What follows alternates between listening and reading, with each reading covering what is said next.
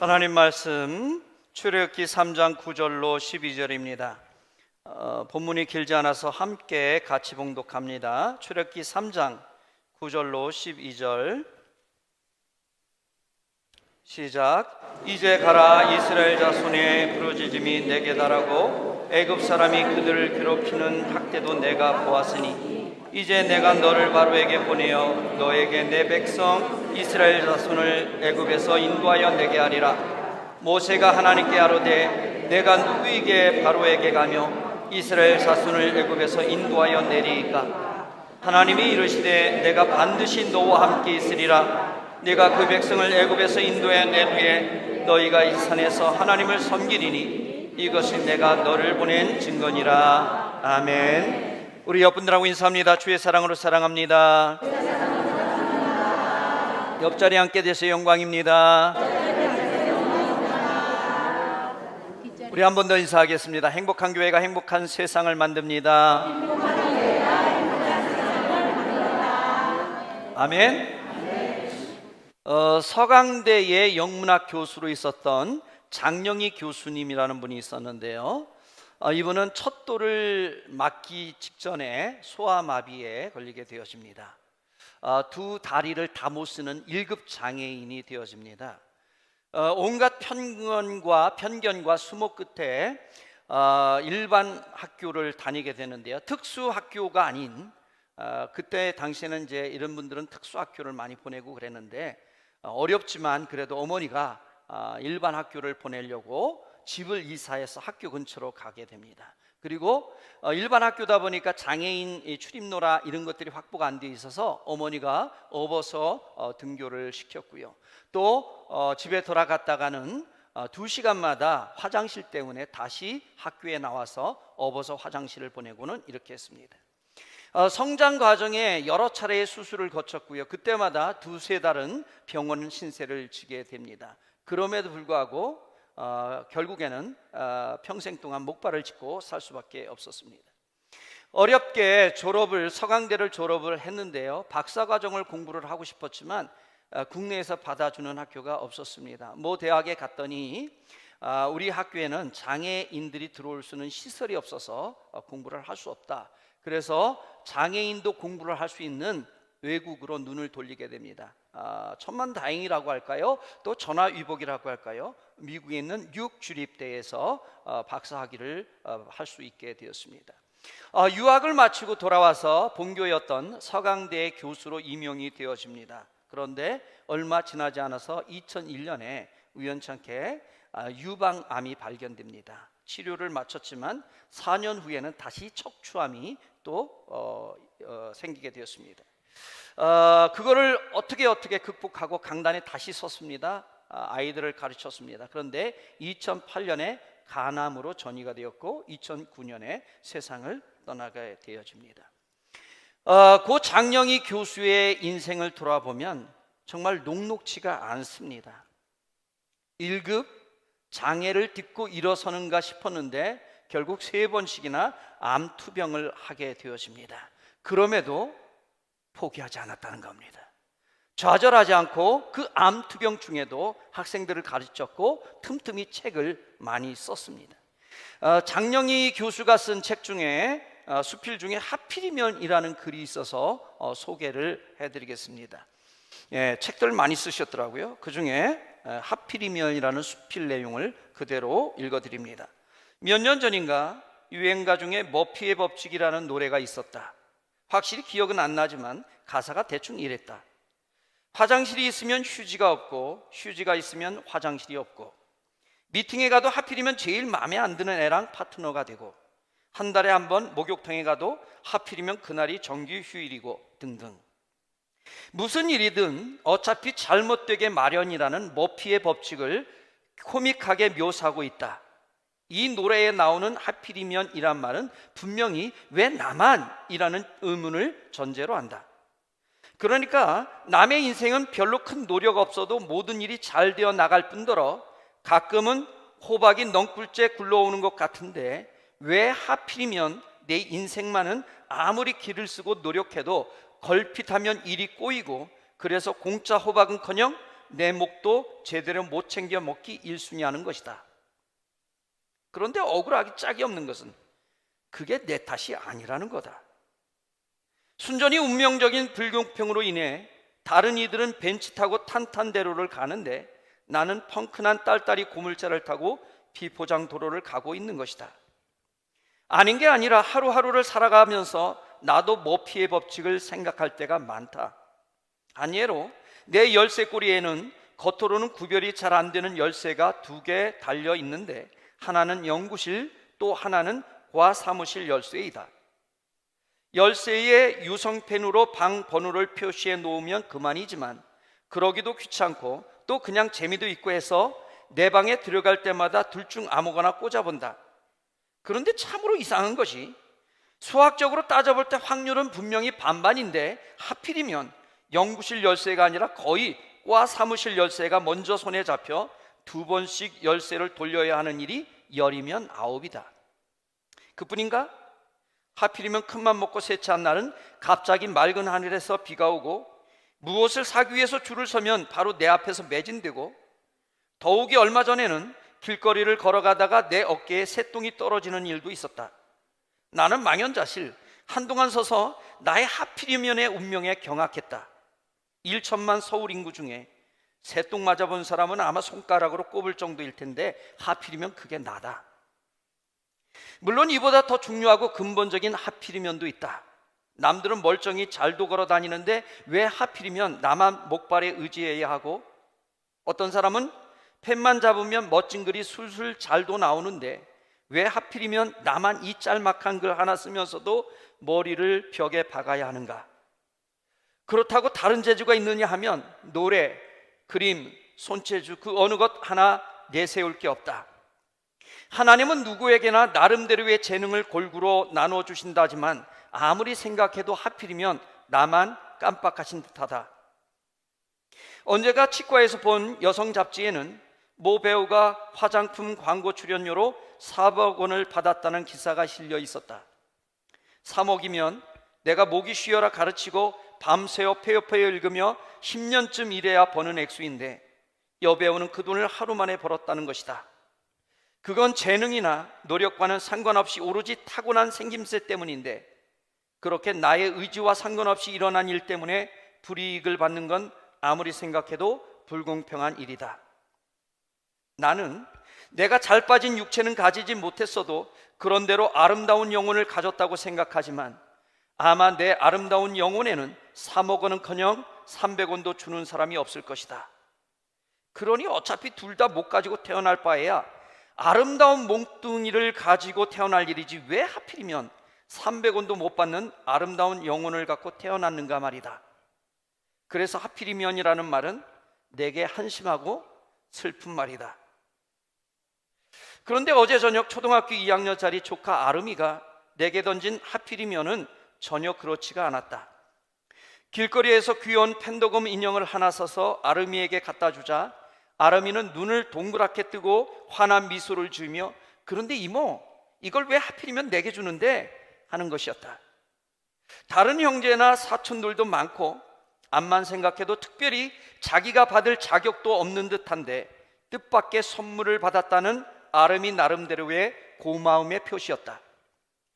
외국에서 살다 와 우리말이 아직 서투른 아름이가 하필이면이라는 말을 부적합하게 쓴 예였지만 아름이처럼 하필이면을 좋은 상황에 다 갖다 붙이자 나의 하필이면 운명도 갑자기 찬란한 빛을 발하기 시작한다는 것을 깨달았다.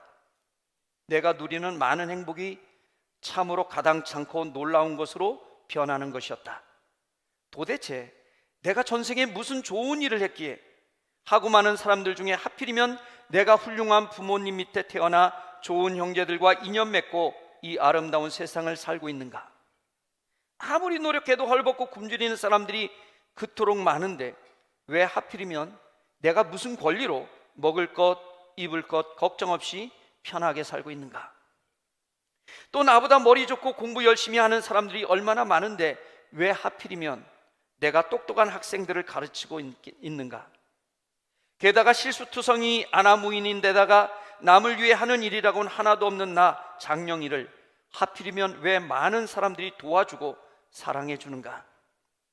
하필이면의 이중적 의미를 생각하니 내가 지고 가는 인생의 짐이 남의 짐보다 무겁다고 아우성쳤던 좁은 소견이 새삼 부끄럽다. 창문을 여니 우리 학생들이랑 일산 호수공원에 놀러 가기로 한 오늘, 하필이면 날씨가 유난히 청명하고 따뜻하다. 분명 대부분의 사람들은요, 이 하필이면이라는 단어를 부정적으로 씁니다. 그래서 하필이면 왜 나에게, 불평과 원망을 할 때 쓰는 말이 하필이면입니다. 그런데요, 장 교수가 말하는 것처럼 원하기만 하면 이 하필이면을 부정적이고 나쁜 뜻이 아닌 좋은 일에도 갖다 붙여서 쓸 수 있더라는 겁니다. 부정적으로 사용할 것인가 아니면 긍정적으로 사용할 것인가는 나의 선택입니다. 그렇다면 이왕이면 이왕 사용할 거 긍정적으로 사용해 보시기를 축복합니다. 그러면 원망으로 가득했던 그 인생도 장영희 교수의 말처럼 찬란하게 빛나는 인생으로 바뀌게 될 줄로 믿습니다. 오늘 본문에 나오는 모세가 바로 그런 인생을 살았던 대표적인 사람입니다. 여러분, 성경이 읽다 보면 참 모세는 운명이, 인생이 기구하다 이런 생각이 듭니다. 입술에 늘 왜 하필이면 이라는 단어를 살고 달고 살아야 될 사람이 바로 이 모세 같은 사람 아니겠습니까? 하필이면 이집트의 종으로 있던 히브리 사람의 아이로 태어났겠습니까? 애굽의 높은 관원의 아들로 태어났으면 얼마나 좋았을까요? 그러면 한 자리 차지했겠죠. 아니요, 관원의 아들 아니더라도 일반적인 이집트 사람의 평민의 자녀로만 태어났어도 노예는 아니었을 겁니다. 그런데 하필이면 노예 히브리 사람의 아이로 태어났습니다. 태어나는 순간부터 노예였습니다. 그것도요, 가장 핍박이 심한 시대에 태어났습니다. 원래 이스라엘 백성들이 애굽, 지금의 이집트의 노예로 시작한 것은 아니었습니다. 오히려 요셉 당시에는요, 이 요셉이 7년 대의 흉년에서 이 이집트를 먹여 살렸기 때문에 국무총리가 되었고, 많은 이집트 사람들이, 애굽 사람들이 이 요셉과 그 민족을 좋아했습니다. 대우해 줬어요. 그러니 그때 태어났으면 한가닥 할 수 있었을 겁니다. 그런데 하필이면 요셉이 죽은 다음에, 그것도 시간이 꽤 흐를 때까지도 요셉에 대해서 기억을 하면서 많은 사람들이 히브리 민족을 좋아했습니다. 문제는 모세가 태어날 때는 왕조가 바뀐 시대였습니다. 쉽게 말하면 고려 시대에서 조선 시대로 바뀐 것과 똑같은 상황입니다. 어떤 일이 벌어져요? 고려의 왕족들은 다 죽입니다. 고려의 고려에서 한가닥 했던 사람들은 다 죽입니다. 그래서 요셉과 그 후손들이었던 이 히브리 민족들이 핍박받고 있었던 거예요. 더군다나 하필이면 산의 아이로 태어날 게 뭡니까? 모세가 태어날 때 핍박이 있긴 했어도 여자아이는 죽이지는 않았습니다. 바로 왕이, 지금으로 하면 파라오지요, 이 이스라엘 사람들이 숫자가 너무 많이 늘어나는 걸 보고 두려워하기 시작했습니다.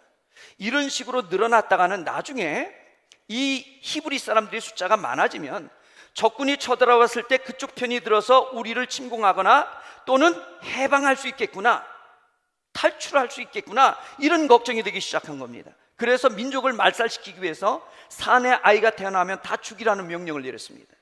근데 하필이면 그때 산의 아이로 태어난 겁니다. 그 이후에도요, 모세의 인생 속에서는요, 이런 안 좋은 하필이면이 계속 따라다닙니다. 나이 40이 되었습니다. 바로 공주의 양아들로 들어가 있었기 때문에 왕궁에서 살았습니다. 근데 나이 40이 되어지면서 자기 민족, 히브리 민족에 대한 그 노예 생활하는 것에 대한 안타까움이 생겼어요. 그래서 나만 이렇게 편하게 살 것이 아니라 우리 민족이 어떤 고생을 하는지 돌아보기 위해서 그런 마음이 생겨서 나가봤습니다. 그랬더니 때마침 하필이면 그날 이 히브리 민족이 이집트 감독에게 엄청 두들겨 맞는 장면을 봤습니다. 그래서 속에서 열불이 나서 견딜 수가 없어서 그걸 말리는 과정이 그만 이집트 이 감독을 죽이게 됩니다. 보는 사람이 없어서 자신을 매장했습니다. 그러면 모세의 입장에서도요, 이집트 사람을 죽여가면서 그 사람을 살려줬다는 것은 모세 입장에서도 상당히 위험한 일이었습니다. 그러면 그렇게 구출받은 사람은, 도움을 받은 사람은 감사해야 되는 것 아니겠습니까? 근데 하필이면 감사할 줄 모르는 사람을 구해준 거예요. 다음 날 또 나가봤는데 이번에는 어제 구해준 그 사람하고 다른 히브리 사람하고 같이 싸우고 있었습니다. 그런데 어제 구해준 사람이 다른 히브리 사람을 그렇게 못 살게 구는 거예요.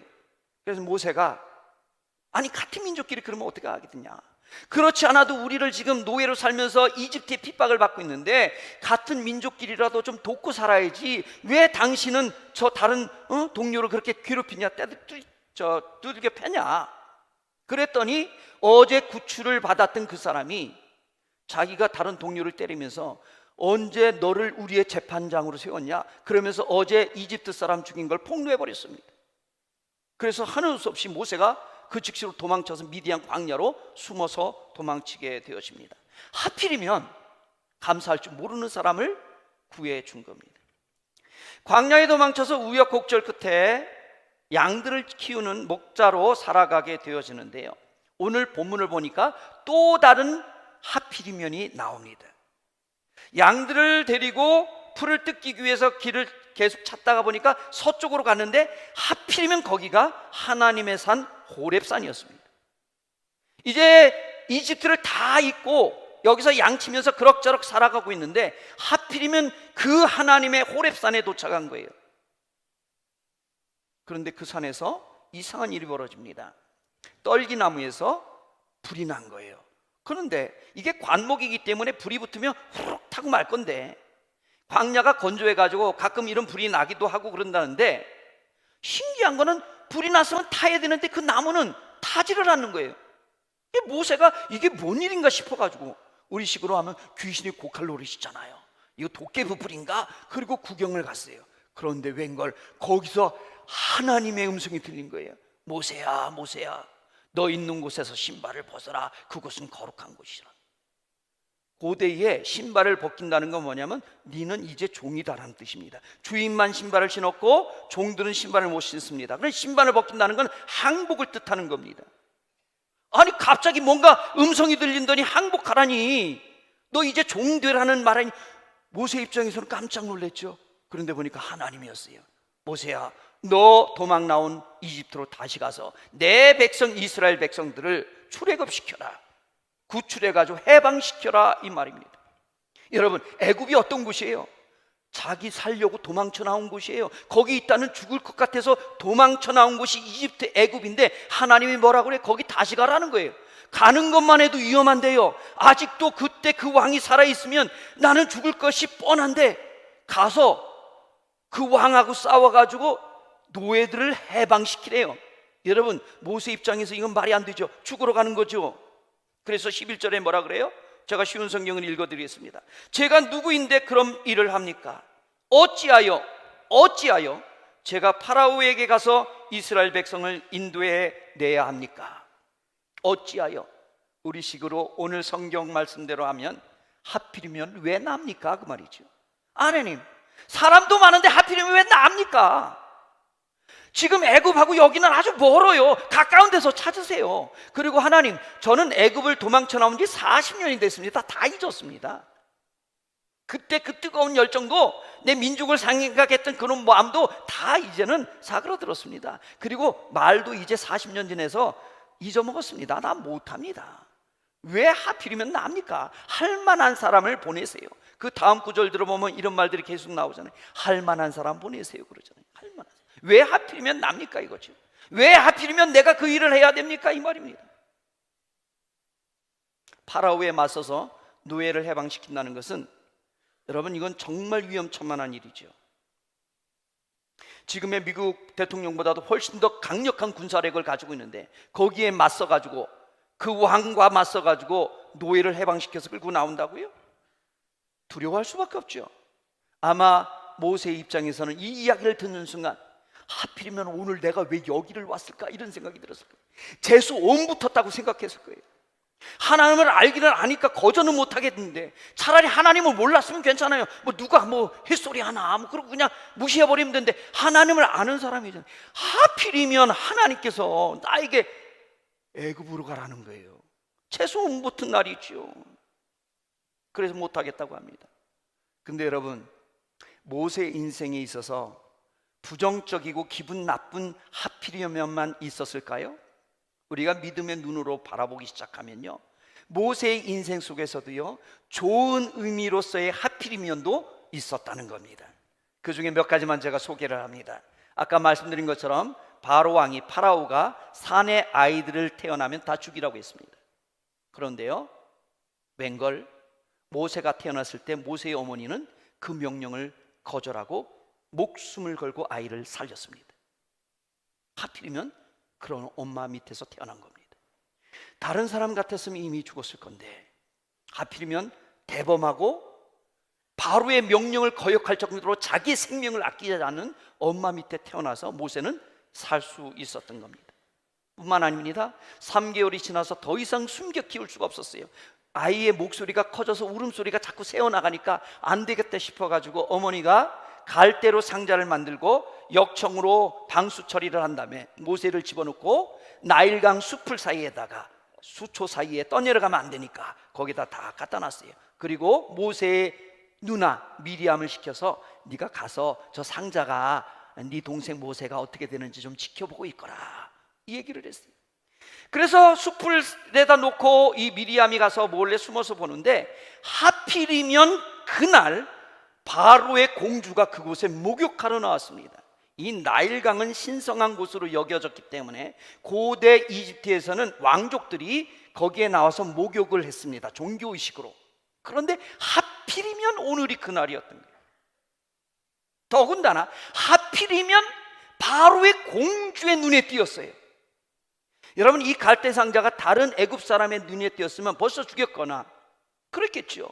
그런데 이미 바로의 명령이 떨어졌기 때문에 다른 사람이 이 히브리 민족의 사내 아이를 살렸다가는 임금님의 명령을 거역한 것이니 바로 죽습니다.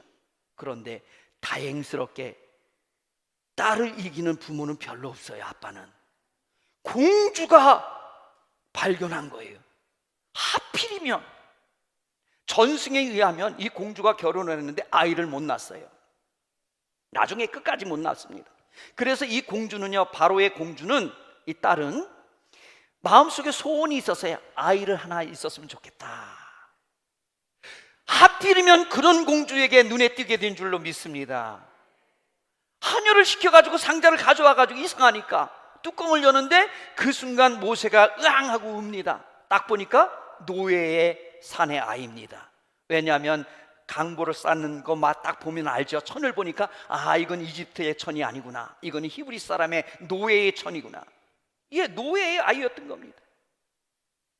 그런데 그 우는 모습을 보는 순간 공주의 마음에 하필이면 불쌍한 마음이 들었어요. 여러분, 아이가 울면 불쌍한 마음이 들어요? 아니면 짜증나요? 불쌍한 마음이 들어요? 훌륭하신 분들이고요. 잠깐은 불쌍하더라고요. 저도 보니까 이게 한 10분 넘어가니까 짜증나더라고요. 졸려 죽겠는데. 내 애도 그래가지고 집어던지는 엄마도 있다고 뉴스에 나왔잖아요. 이해가 되더라니까요. 아니, 자야 내일 새벽 예배 가는데 계속 우니까 이거 저거 어떻게 입 좀 막았으면 좋겠다 싶고 장롱에다 집어넣었으면 좋겠다 싶고 집어 던졌다는 게 이해가 되더라고요. 내 애도요, 내가 졸려 죽겠는데 10분 울어보세요. 짜증납니다. 뭐 잠깐 울었을 땐 불쌍해요. 그래가지고 어떻게 어르고 다루는데 얘가 그때 뚝 치면 그냥 괜찮은데요, 이게 10분 지나가고 계속 그래 보세요. 이거 해주고 저거 해주고 그래도 계속 그러보세요. 짜증나죠. 물론 그렇게까지는 안 울었겠지만 어쨌든 이것도 자기 애도 아니에요. 남의 애예요. 그것도 노예의 자식이에요. 그런데 보는 순간에 하필이면 불쌍한 마음이 들었습니다. 그 상황을 보고 누나가, 숨어있던 미리암 누나가 조로로 달려가가지고 우는 거 보니까 애기인데요, 애기가 우니까 젖을 먹여야 될 것 같은데 공주님, 제가 젖 먹일 수 있는 사람 구해올까요? 내가 공주였으면 너 여기서 뭐 하고 있었냐? 옷 보니까 히브리 보니까 야 이거 네 동생 아니야? 당연히 의심해야 되는데 하필이면 의심도 안 해요. 그러면서 하는 말이 가서 데려오라는 거예요. 그런데 이 미리암 누나가 얼마나 똑똑한지 자기 엄마를 데리고 와버렸어. 근데 하필이면 그것도 의심 또 안 해. 하나님께서 도와주신 줄로 믿습니다. 의심했어도 벌써 의심해야 되죠. 그러면서 공주가 아니 어디서 이렇게 금방 젖먹이는 아주머니를 모시고 왔냐 물어볼 텐데 어디서 찾았냐. 아니 젖을 먹이려면 아기가 있어야 젖을 먹이잖아요. 그렇게 당연한데 젖이 나오려면 또 어디 가서 찾아왔냐 그럴 건데 그 의심을 하나도 안 합니다. 더군다나 여러분 공주쯤 되면요 이집트 사람들 중에서 유모 얼마든지 구할 수 있습니다. 그런데 왜 종이로 있는 히브리 사람의 유모를 불러와야 되겠습니까? 또 하필이면 그걸 허락했어요. 그리고 왔는데 하필이면 의심도 하지 않고 젖 먹여주면 돈 주겠대요. 자기 아이 살린 것만 해도 감사한데 아니 돈 받고 젖 먹이게 됐어요. 여러분 국가에서 양육비 준 것은 이때가 시초예요. 이때부터 시작된 거예요. 요즘 우리나라도 애 낳으면 주잖아요. 지자체에서 돈 나오고 조금 보조가 되는데 아마 공주가 줬으니 뭐 어마어마하게 주지 않았겠어요? 딱 그 젓값만 줬겠어요? 예, 하필이면 하나님의 은혜 가운데 자기 엄마가 직접 모세를 살리게 된 줄로 믿습니다. 많고 많은 사람 중에 하필이면 친엄마가 연결이 되었습니다. 뿐만 아닙니다. 모세의 출생과 성장 과정뿐만 아니라 그 이후에도 좋은 의미에서의 하필이면도 여전히 따라옵니다.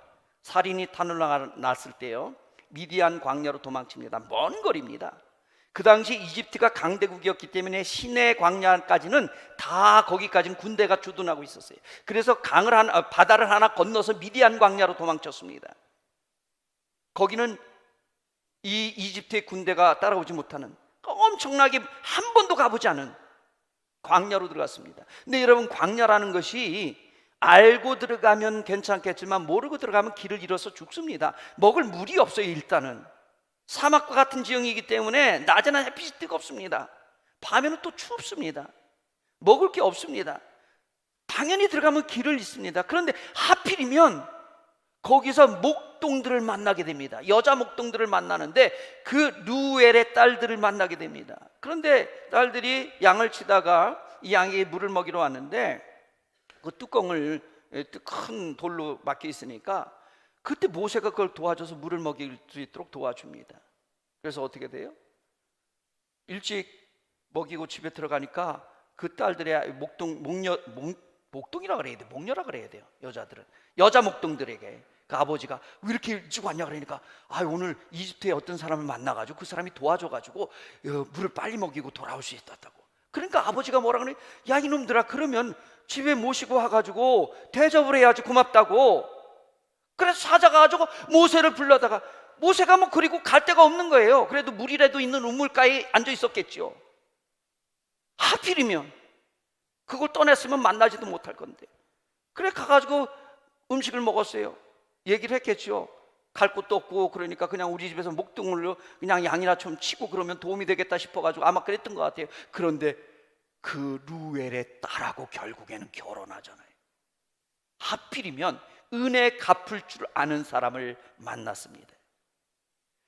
그러다 하나님께서 모세에게 오늘 말씀한 것처럼 소명을 받을 때도 좋은 의미에서의 하필이면 여전히 따라옵니다. 하나님께서 모세에게 야 너 이집트로 돌아가가지고 내 백성을 구출해내라. 그런데 여러분 모세가 그때 말하잖아요. 하나님 할 만한 사람 보내세요. 왜 하필이면 접니까? 저는 말도 못합니다. 그랬더니 하나님이 뭐라 그래요? 야 입술을 만든 사람이 누구냐? 입술을 만든 사람이 내가 아니냐?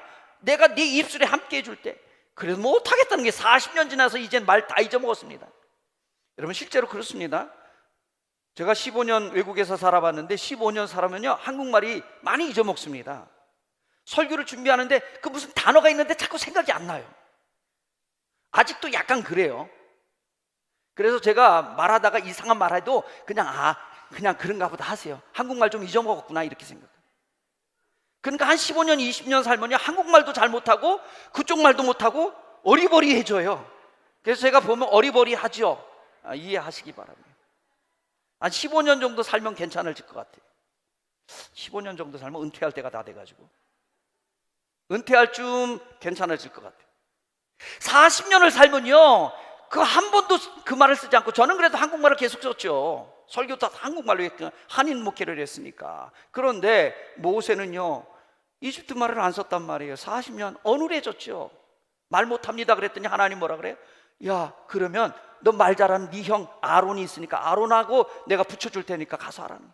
어쩔 수 없이 더 이상 할 수가 없어서 이제 갔습니다. 그래서 아론과 협력을 해서 하나님의 능력 가운데 이스라엘 백성들을 구출해 가지고 노예에서 해방을 시켰습니다. 그런데 여러분, 이게 그냥 단순한 노예 해방이 아니었다는 겁니다. 그 이스라엘 백성들이 출애굽을 해 가지고 결국엔 가나안 땅에 들어가고, 이스라엘 민족이 되고 그 유대 지파에서 예수님께서 이 땅에 오시고, 그 예수님 때문에 온 세상의 모든 사람들은 구원받게 된 줄로 믿습니다. 그러니 그 일의 시작점을 모세를 통하여, 출애굽을 통하여 하나님께서 일하신 줄로 믿습니다. 그러니 모세는 하나님의 구원 사역에 크게 쓰임 받은 겁니다. 성경에서 그래서 모세를 뭐라고 평가합니까? 하나님의 집에 충성된 일꾼이었다는 겁니다. 만약에 우리의 인생이 이 땅만 살고 천국과 지옥이 없고 우리가 여기서 살고 끝난다면 말이 또 달라집니다. 그런데요, 성경에 기록한 것처럼 우리가 죽은 이후에는 반드시 영원한 천국이 있는데, 그 영원한 천국이 있기 때문에 모세는 그 천국에 들어가서 하나님께 쓰임 받은 것 때문에 하늘나라에서 영광스럽게 빛나게 될 줄로 믿습니다. 따져보니 모세의 인생에는요, 나쁜 하필이면만 있는 것이 아니라 좋은 의미에서의 하필이면도 얼마든지 있었다는 겁니다. 세상의 대부분의 사람들은 왜 하필이면 나냐라고 불평을 합니다. 그런데 가만히 뒤돌아보면 우리 인생에 있어서 좋은 의미에서의 하필이면은 얼마든지 있습니다. 하나님은 나에게 하필이면 건강을 주셨습니다. 하나님은 하필이면 나에게 필요한 물질도 주셨습니다. 하나님은 필요한 순간에 나에게 좋은 사람을 만날 수 있도록 해주셨습니다. 저 어렸을 때는 왜 하필이면 우리 집은 이렇게 가난하나? 왜 하필이면 난 이 집안에 태어났나? 지금은 아니지만 그때는 제가 머리가 잘 돌아갔어요. 그래서 일찍부터 그것이 불만이었어요. 지금은 그런 용어를 안 쓰는 것 같은데 이게 이제 바뀌는 것 같은데, 예전에는 생활보호 대상자라고 있었어요. 집이 어려울 때 영세민이라고 있었고, 그것보다도 더 어려운 사람 생활보호 대상자. 그래서 보호해줘야 된다. 정부에서, 나라에서 정부미를 주어서 그걸 받아서 살았습니다. 아버지가 중풍에 걸리시는 바람에 그 어려웠던 가정이 더 힘들어졌습니다. 그래서 한 달에 한 번에 면사무소에 가서 쌀을 받아다가 배급받아서 그걸 가지고 살아야 하는데, 제가 초등학교 때 자전거를 타고 그 배급을 받으러 면사무소에 가면 너무나 싫었어요. 죽는 것만큼이나 싫었어요. 너무 창피했어요. 가보면 대부분 어른들이 쌀 받으러 왔는데, 저는 집이 멀기 때문에 면사무소에 제가 자전거를 타고 다녔기 때문에 제가 가서 받아왔어야 돼요. 그냥 아버지가 가서 받아오시지. 근데 거리가 머니까 아버지는 자전거를 못 타시니까, 거기까지 못 걸어가시니까 자전거를 잘 타는 저를 시켜서, 근데 그 자전거를 타고 거기 가서 줄 서가지고 쫙 있는 순간에 너무 힘든 거예요. 너무 괴로운 거예요. 왜 하필이면 나는 이 집안에 태어났을까? 왜 하필이면 나는 자전거를 타게 됐을까? 왜 하필이면 우리 아버지는 자전거를 못 타셔가지고 내가 와야 될까? 너무 힘들었어. 그런데 지나고 보니까 좋은 하필이면은 내 인생에 여전히 있었다는 겁니다. 집은 어려웠지만 하필이면 사랑이 있는 부모님을 만났습니다. 아버지가 중풍에 걸렸지만 하필이면 그것 때문에 예수를 믿게 되었습니다. 저는 어려웠지만, 그래서 실업계 고등학교를 갈 수밖에 없는 형편이었지만 좋은 장로님을 하필이면 만나서 그 장로님의 도움으로 그 교회의 도움으로 장학회가 구성되어지고 제가 대학 공부를 할 수 있었고 생활비까지 지원받았습니다. 보통 이 정도면요 공부 무지하게 잘하는 사람들이었을 거예요. 근데 저는 아니었는데도 그랬어요. 하필이면. 할렐루야. 대학 공부를 끝나니까 목사가 되려면 신학대학원을 다시 나가야 된단 말이에요. 근데 신학대학원을 갈 게 막막해졌습니다. 그런데 하필이면 그때 우리 사모, 우리 집사람을 만났어요. 장모님의 도움으로 제가 대학원을 공부를 했어요. 그리고 나서 공부를 더 하고 싶었어요. 그래서 제가 숭실대 대학원을 다시 하는데 하필이면 좋은 담임 목사님을 만나서 그 교회에서 공부를 할 수 있도록 학비를 지원해 주셨어요. 부목사들도 여러 명이 있었는데 하필이면 저에게. 왜 아멘을 안 하시죠? 아멘. 그리고 하필이면 제가 미래를 수는 교회 담임 목사로 왔잖아요. 이것도 아멘이 클 줄 알았어요. 2부 때도 여기는 아멘이 크시더라고요. 여러분, 우리 인생을 돌아보면 기분 나쁘고 짜증나는 하필이면만 있는 것이 아니라 내 인생에는 정말 소중하고 기쁘고 감격스러운 하필이면도 있다는 것을 기억하시기를 축복합니다. 분명 찾아보면 여러분의 인생 속에서도 좋은 의미의 하필이면은 분명히 있을 것입니다. 이 세상 사람들은 두 종류의 하필이면을 삽니다. 어떤 사람은 짜증나고 기분 나쁜 하필이면을 살 것이고, 우리 하나님의 자녀들은 감사하고 감격한 기분 좋은 하필이면을 살게 될 줄로 믿습니다. 아멘. 하필이면 하나님께서는 우리를 당신의 자녀로 삼아 주셨습니다. 아멘. 하필이면 오늘 우리 모든 성도들을 미래를 사는 교회에 오게 하셨습니다. 아멘. 하필이면 내 옆에 좋은 집사님을 만나게 해주셨습니다. 아멘. 우리 인생에 좋은 의미의 하필이면을 찾아서 그 안에서 살아가기를 축복합니다. 우리 찬양 드리겠습니다.